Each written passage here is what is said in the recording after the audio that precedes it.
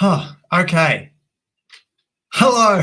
I am back on my computer. My webcam looks a bit dodgy, but whatever. I'm here. I'm going to chat episodes 5 and 6 of Survivor 42 quickly, around half an hour. We'll chat for. Hopefully, I remember I watched them yesterday and today.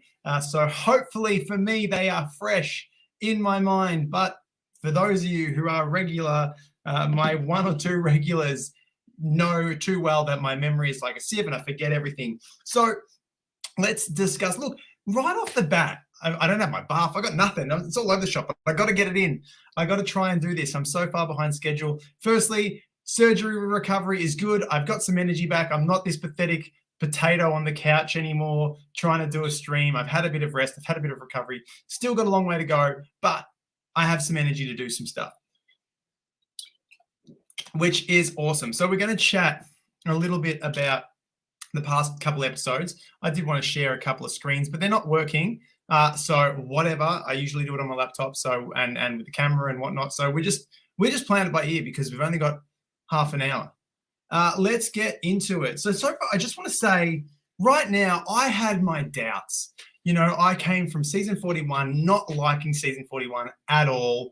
Really didn't like many of the cast members. There was nothing like, I know there was, I liked Ricard. There were some people I did like, but in the grand scheme of things, no one's really memorable to me. The season as a whole fell flat. And I mean, you got to be really memorable for me to remember you because I'm that bad with memories and Survivor, connecting them all together. But then we went into the Australian season, Blood versus Water. And that started so strong and ended up such a depressing piece of poo, which sucks for a diehard Survivor fan to see something that has so much potential fall into the shitter. But here we have season 42. I was worried after season 41, but man, oh man, am I loving this season. There are so many fun things happening in this season. So many. I can't rave about Jonathan enough. I love him. He's awesome. And especially that the show isn't full of a bunch of hard-ass, muscle-bound lads or fitness freaks. So it's good to have this one standout dude who's a real standout. He's a massive standout and win physical challenges. So that's really kind of cool for the guy who likes the physical beasts because he's just one of the most physical beasts I can remember. I had a conversation with my mate today and we're trying to pair him up. So a Jonathan up with a peak James when James was ripping trees out of the ground. Who would be stronger?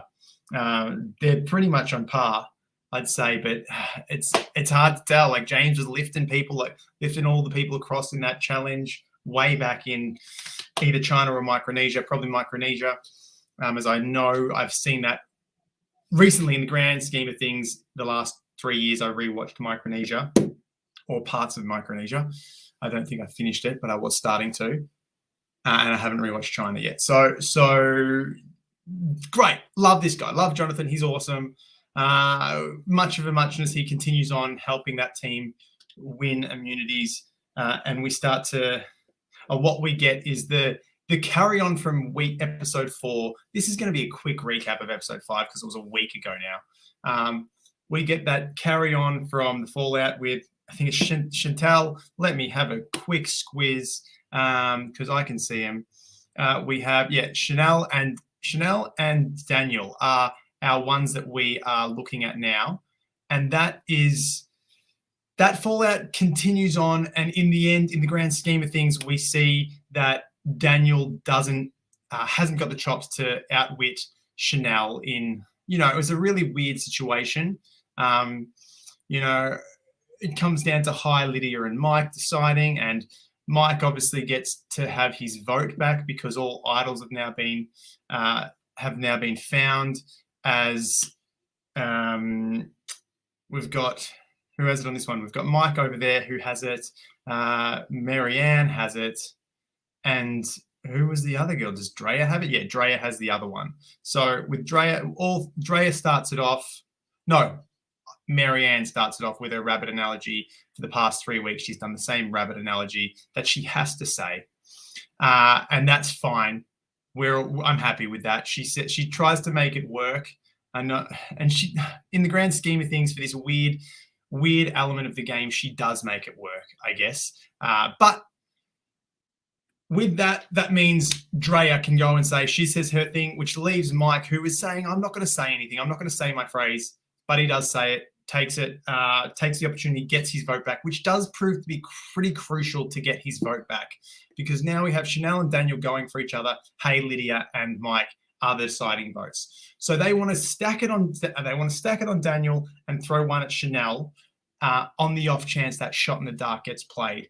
Shot in the dark doesn't get played. We end up having an interesting situation where Chanel, in a strange, I guess, Chanel trying to cover her bases, which was never going to work regardless, throwing a vote on Mike. If you've got 2 on Chanel, 2 on Daniel, and the shot in the dark is played, that 1 on Mike doesn't do much other than rub Mike the wrong way.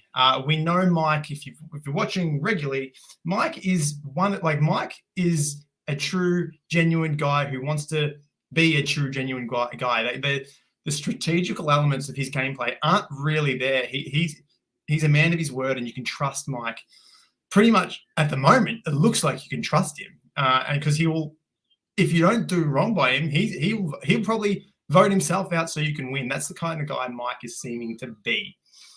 Anyway, in that case, it does come down to Daniel. Daniel has done a lot of damage to his game. He's sat out of every challenge that he goes fishing. He says he can't do anything, but he goes fishing and has a swim. Even though he's pathetic at fishing, he still gives it a crack. However, do I think they should have kept Daniel over Chanel? Chanel has been, to me personally, Chanel has been a larger player. She has come out of trying to mix things up. She had the Chanel, Daniel, Jenny, Mike kind of alliance, which all fell belly up with the high calling Daniel's bluff, Jenny going home. But she has been a player. Daniel has his strategic, or has had his strategic element, but what sums him up is he buckled under that pressure when it came straight down to high and him going to rocks, and high was like, yeah, done. This is easy. I don't need to worry about this because Daniel will not go to rocks. And by Daniel not going to rocks, really, really, really helped shape up his game, which was great. Oh, have I got it? No, I don't have it. Thought I did. Daniel not being able to go to rocks was really, really crucial.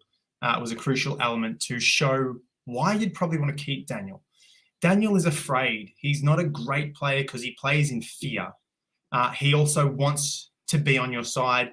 He hasn't proven himself very well when it comes to being able to work with crowd, being able to, he's a lawyer by trade, I think, from memory, and he's not doing a very good job. He's flustered all the time. And because he plays in fear, and 2, he's playing on the back foot, he's on the bottom, and he doesn't actually know how to get off the bottom aside from being a lapdog. So ideally, I probably would have kept Daniel over Chanel just because Chanel will try and make a move. Chanel has tried to make a move. Chanel will continue to try and make a move. Daniel's moves, he's going to shoot himself in the foot regardless. It seems to be that's Daniel's MO. He just makes a mistake of everything. He has an idea, can't seem to follow through. So I probably would have kept Daniel in that situation for the long run, because Chanel, I think, becomes more dangerous. As we see, the next episode, we come to the season 41, season 42 merge style, where we split up, play for immunity, play for reward, play for merge rights. 2 people get split. One comes to you, the other one goes to get the turn back time, immunity advantage, change the game, do whatever, which I'm still against. I'd be more for it. I'm not for it anyway, but I'd be more inclined to call it this change the passage of time or reverse time thing that they keep trying to say, if the other team got the merge feast or that big burger meal as well. Anyway, we move on to this. Jonathan's team, whoever gets on Jonathan's team, generally has an advantage, as he just checks the boulder and knows he can lift it out with everybody else and just does what Jonathan does best, is just move a giant boulder around. And then we have a really nice teamwork by, who was it? It was Marianne and Drea? Might have been Marianne and Drea doing the puzzle. And they were working really well together. They had plenty of time, really working well. They end up winning. Roxroy ends up being the one who goes to exile and gets the advantage. And we have that split. We have, from memory, Jonathan, Marianne, Lindsay. Who else is there? Tori. So 1, 2, 3, 4, 5. Who else was on that time? Hi and Lydia. They're pretty sure that's the split. They're fine. They're enjoying stuff, and we start to see this really great. We're starting to see within this edit. We're seeing some really nice stuff. We're seeing Hi sit there and talk about now he's building these relationships, and he's got to dictate where they're going to go and how he's going to control. We have Romeo flare up and say, "I want the power." Oh, Romeo was on the other tribe yet, so Romeo was on the bottom. We don't see much of Romeo for the start, but when everything comes back, we currently split with the people on the bottom. Everyone from Taku, Vati, and Ica pretty much nominate one person from each tribe. Tori is the unlikable one, easy to vote, but she's currently immune. Chanel is also the unlikable one from Vati, and Jonathan just throws Marianne out. Not that she's unlikable, she's just a lot to deal with, and she was next in line if the merge stuff did not start to come in place. So we do have one person from each tribe, and we do start to see this real fluid moment. There's no real connection to Ica, Vati, and Taku, but there are connections to your individual relationships that they've built within that game already. So we start to see this come out. Chanel is clearly on the bottom. A lot of awkward moments with Chanel, just trying to find a way to fit in, and cleverly by Hi picking up every single time that when Chanel was coming over, hey, let's not talk Chanel, let's talk other stuff. The only problem was they start talking weird. They talk for 2 seconds, and then everyone has to disperse to go do some spearfishing or do something or do just really weird stuff. So not the best cover up, but I appreciate the attempt rather than being caught busted straight off the bat when Chanel walks up and goes, "What are you talking about?" And we do have that moment of Chanel and Lydia, and Chanel trying to read Lydia really well. So Chanel's on the outs. Chanel's clearly the one to go if she does not win immunity. If she does win, if she doesn't, we have, well, Tori and Marianne are on the other tribe. They're not really spoken about. It's pretty much all in on Chanel with no person to split the vote at the moment.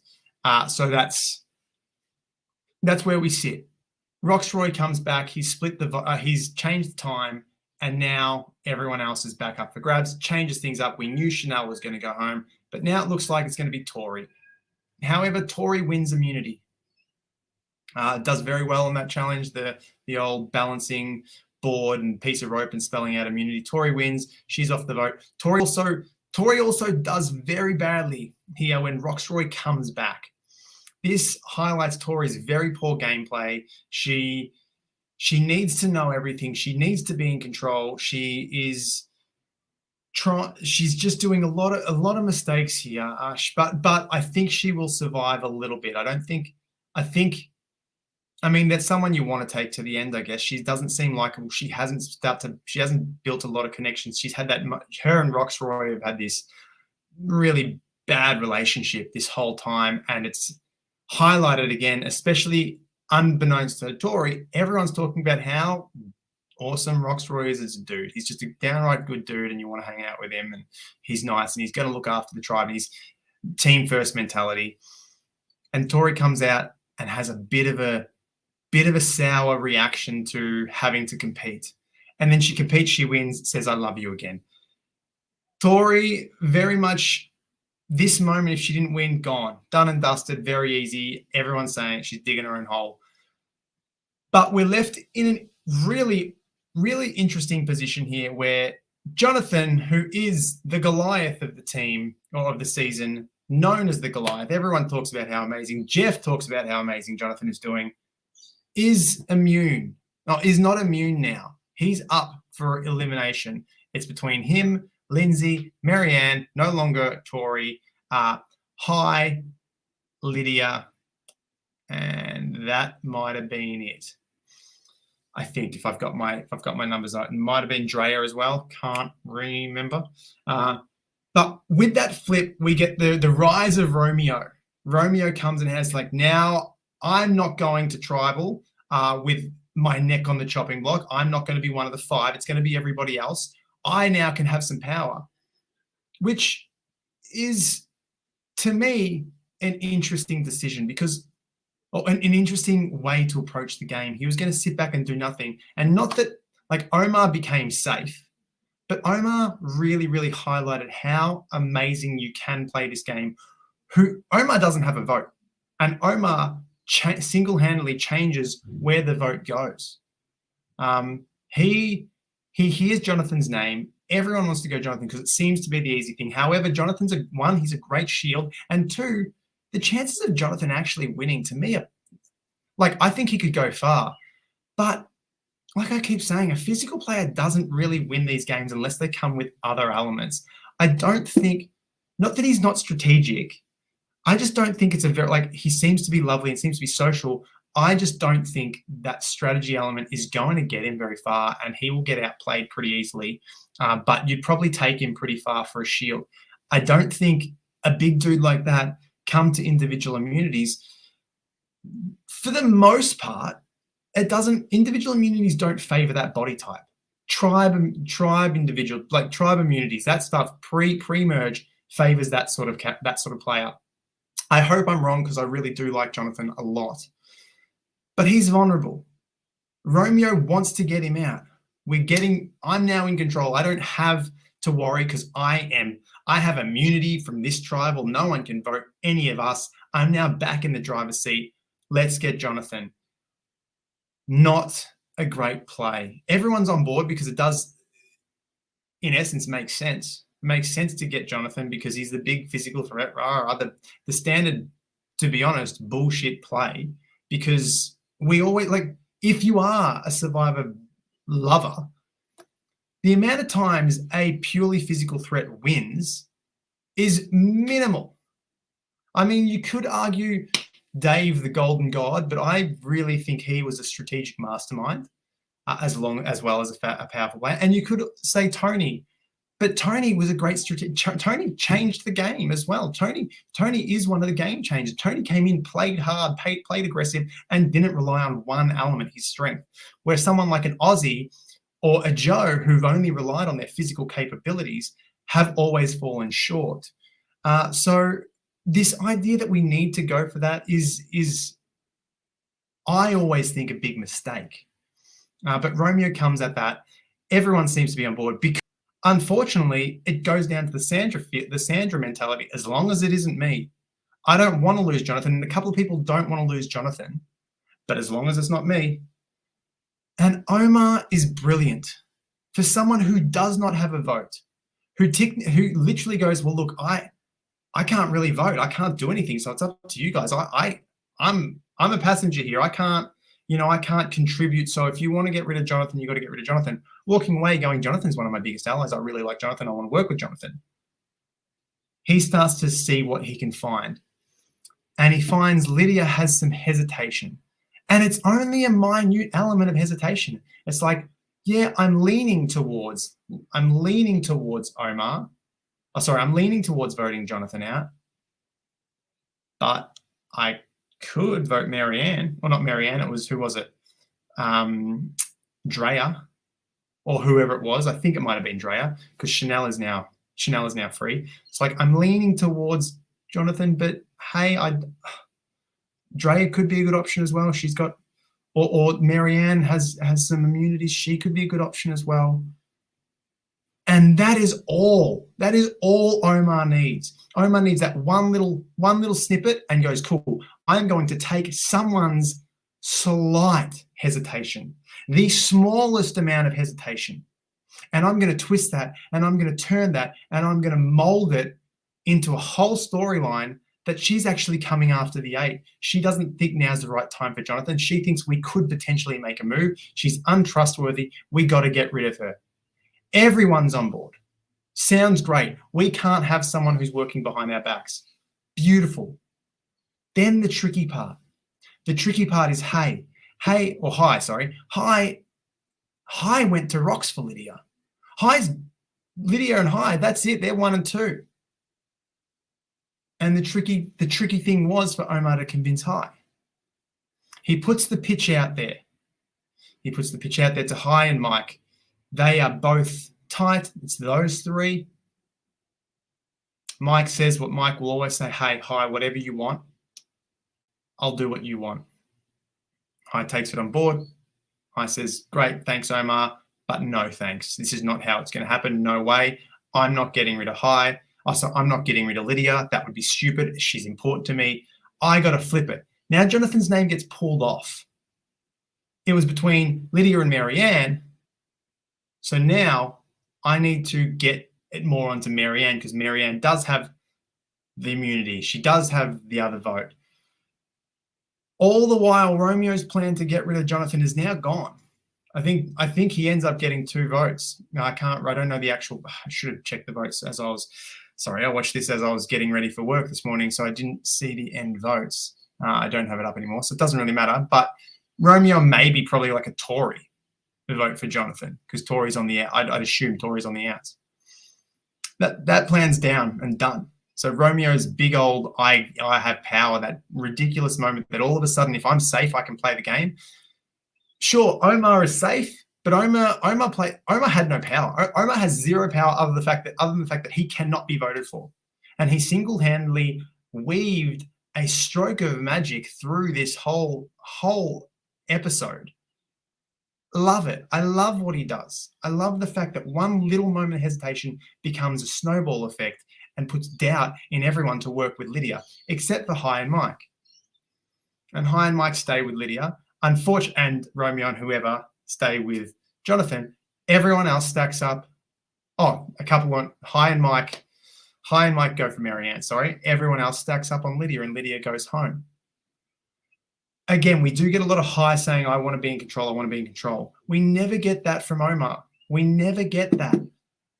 Omar just says, I just don't want to lose Jonathan. Jonathan's important to me, and I can't let that happen. I'm going to do everything. Tells Jonathan, says he's going to. Says to Marianne, because Jonathan wants Marianne gone too. Jonathan's easy to get. Like, if it's not me, put on Marianne. But there's a better move, and that move is Lydia. And that's a really, really, really smart player, and possibly a move that might see Omar take this game out. That's an under the radar move, and also puts him up against Hai. Now maybe that means Hai and Omar are going to clash. Maybe it means they work together, and then it'll be whoever strikes first. Hai having. I'm pretty sure it's Hai has one of the 3 keys or whatever that gain power. With who else has it? I think Lindsay has one and Drea has the other. And they want to work out who's going to strike first. I think Hai's going to be annoyed at he lost that battle because that was a big battle. That was a very, very big battle to win, and he fell short. Yet for someone who is pitching a Marianne who has an idol, who has an extrovert, who has all this firepower already, Marianne should have been an easy target and an easy pitch. However, he wasn't able to outmaneuver Omar. Omar struck first. Omar hit the chord of what we're seeing in this season so far with the element of we want to work with people we can trust. We like these. There's a lot of friendliness. There is no real big villain. I mean, Tori is probably the only villain we really have, and maybe a Romeo. They're the only 2 real villain essence sort of characters, but there isn't really a large villain. There's a lot of love and camaraderie on this season. So when someone is going to go against that very early on, even though she wasn't, that strikes a bigger chord to someone who has an idol I mean, if you know they have an idol, the idol loses a lot of power. Idol blindsides are very easy. Someone who is already trying to outmaneuver you, much more dangerous than Chattermouth Marianne. So unfortunately, Hai loses that battle, and Omar wins. Omar keeps Jonathan. Jonathan, I hope Jonathan goes pretty far, and I think he might. He's got some good stuff going for him at the moment. But that play by Omar was beautiful. One of the best plays I've seen in quite a while. A couple of years, I reckon. That was delightful to see someone who has no ability to actually vote, influence the vote so heavily, and control it to the fact that as much as they don't want Lydia to go, as much as they would have loved Lydia to be in the Big Eight alliance, Omar was so fine with Lydia. Lydia is more expendable to him than a Marianne and a Jonathan. They come from the Taku moment. And he's the only one going, we've got to keep Taku strong. We've got to keep the four of us together, where the others are quite happy to start to throw everyone under the bus. And this might be a nice moment that Taku really get a bit of an advantage, a bit of a leg on, because right now Roxroy will vote Tory in a heartbeat. That means Ica are down to 3, Vardy are down to 3, Taku have 4, and they can start and Taku have 4 in a situation where no one is really looking at whole tribes. And that's really important. There's this fluidity, and they're talking about fluidity. They're talking about movement. They're talking about all this. The tribes are gone. There's no talk about the tribes. But while there's no talk about the tribes, if within that moment you do have Taku having some form of strong bond, that's a really good play going forward. We already know on the other side, Hai, Lydia, Mike, Chanel. Lydia's now gone. Chanel is also expendable. Chanel is people don't want Chanel. People don't want Tory. Sure, soon enough, people probably won't want Romeo. Or they won't want Drea, because Drea is playing a clever, Drea seems like she's a game player. Drea also has that necklace. Omar doesn't know that, but Lindsay might be able to pass that information on. We start to see a follow-on effect that Taku might stay together. Even though Jonathan really struggles with Marianne. But it's a really, really, really lovely move, and something that hopefully to me that's a win. That's a winning game move. That's something you talk about all the talk about resumes, and they get so focused on resume building. That's what resume building is. Playing this beautiful game where no one really knows, and you just control everything, even when you can't do anything. So. Obviously, we're moving to next week. Everyone's now merged. I do think Chanel and Tory stay targets. I do think Tory will go further than Chanel. Chanel does seem on the outs a bit more, but this is where the game starts to get fun.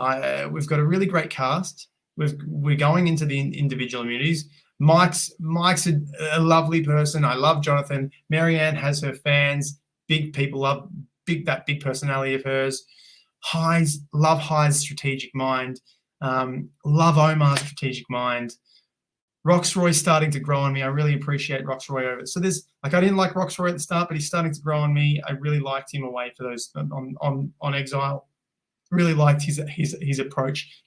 Take it in. That's if I ever get the chance to play. God, would I just love every moment to get on that show. It's been 22 years or something I've been wanting to get on the show. It's like you take that in, and I love that about Roxroy. I do think Chanel probably goes next week. I don't know if Hai goes, well, we got to keep Chanel because we got to stay Vardy strong. I think Hai starts to pull out, and I think Hai's got other plans and probably trying to work out how to recover from the loss of Lydia and see if he targets Omar or see if he goes for a Drea. Or Lindsay, start to try and focus on getting rid of the key. He's the only one that so far that we've seen wants to get rid of that. Anyway, that's that. Hopefully, life's a bit hectic over here. Hopefully I can do this weekly instead of missing an episode. Hopefully I'll be back later this week, depending on my schedule and if I can watch it. Tonight, if you are in Melbourne, I'm going hopefully tonight, but I will be going within the next couple of days. A mate of mine, the mate I was talking about today with the Survivor stuff, he is performing at the Comedy Festival. He's performing an improvised Survivor game show, or an improvised Survivor, down at Traits Hall. For those of you who are at Melbourne, I think it's just called Improvised Survivor, something like that. If you are a big Survivor fan and you are in Melbourne and you may want to have a bit of a laugh at the Comedy Festival, please go check those guys out. I will try and get there tonight. I don't know if I can. If not, I will try and get there. Definitely one of the nights he is playing this week. Obviously, it's a mix of a cast. One person plays Jeff, 4 or 5 castaways going to the final immunity challenge, and we vote who wins. Sounds like a lot of fun. I'll be there, but I'm going to give him a shameless plug because, hey, it's Survivor and it's Survivor Improv. Other than that, I will wrap things up, and hopefully I'll be back on here doing what I love, talking Survivor to no one, by myself, for the love of the show and the love of the strategy, and a bit more fresher because I would have just watched it and I don't have to recap 2 episodes on Thursday or Friday. Okay, have a good night, everyone. Thank you for watching.